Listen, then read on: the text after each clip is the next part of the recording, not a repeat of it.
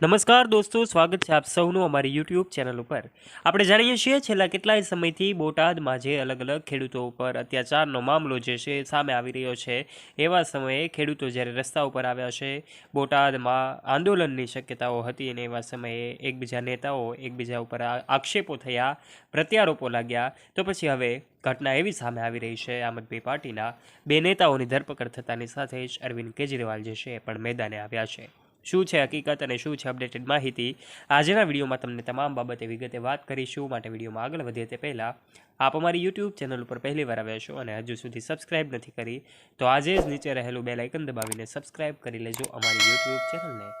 સૌથી પહેલાં વાત કરી દઈએ તો આમ આદમી પાર્ટી છેલ્લા એટલાય સમયથી ચર્ચામાં છે જ્યારથી વિસાવદરમાં ધારાસભ્ય તરીકે ગોપાલ ઇટાલિયાનું નામ જાહેર થયું હતું, ત્યારથી લઈને એક બાદ એક અનેક પડાવો સામે આવી રહ્યા છે। આમ આદમી પાર્ટીના દેડિયાપાડાના ધારાસભ્ય ચૈતર વસાવાની ધરપકડ હોય કે પછી એક બાદ એક એમના નેતાઓની ધરપકડ હોય, આ તમામ વિડીયો સોશિયલ મીડિયા પર ખૂબ આપણી સામે વાયુ વેગે ફેલાયેલા જોઈ શકાય છે। બોટાદમાં બનેલી જે ઘટના છે એમને બાદ હળદળ ગામની જે ઘટના આપણી સામે આવી હતી, ખેડૂતો અને પોલીસ વચ્ચે જે ઘર્ષણ ઊભું થયું હતું અને એવા સમયે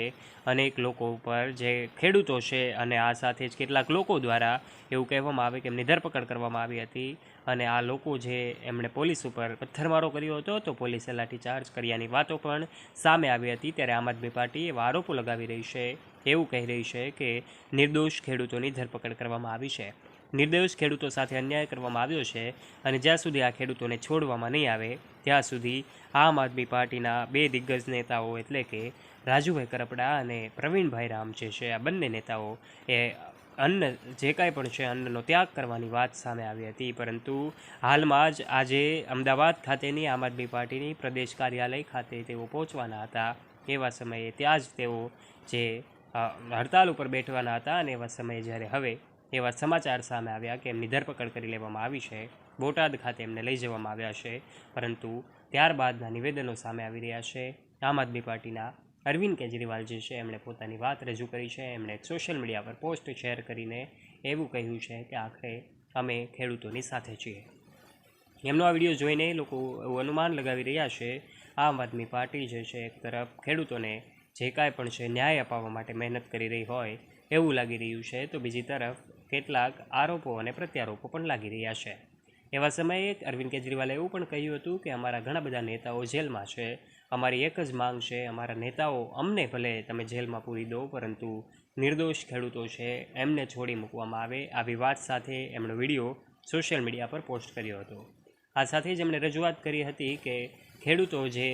કડદા કાયદા અંતર્ગત જે કડદાનો વિરોધ કરવામાં ખેડૂતો રસ્તા ઉપર આવ્યા હતા, આ ખેડૂતોને ન્યાય મળવો જોઈએ, ખેડૂતોને તેના હક મળવા જોઈએ, આ સાથેની વાત એમણે રજૂ કરી હતી। ભલે આમ આદમી પાર્ટીના નેતાઓને તમે જેલમાં પૂરી દો પરંતુ ખેડૂતોને છોડી મૂકવાની વાત આમ આદમી પાર્ટીના અરવિંદ કેજરીવાલ જે છે રાષ્ટ્રીય સંયોજક એમણે પણ વાત કરી હતી। તો પછી આ વિડીયો હાલ સોશિયલ મીડિયા પર ખૂબ સામે આવી રહ્યા છે। દોસ્તો, બોટાદની આ ઘટના સૌના જે ખેડૂતો છે એમને ચોંકાવનારી ઘટના છે।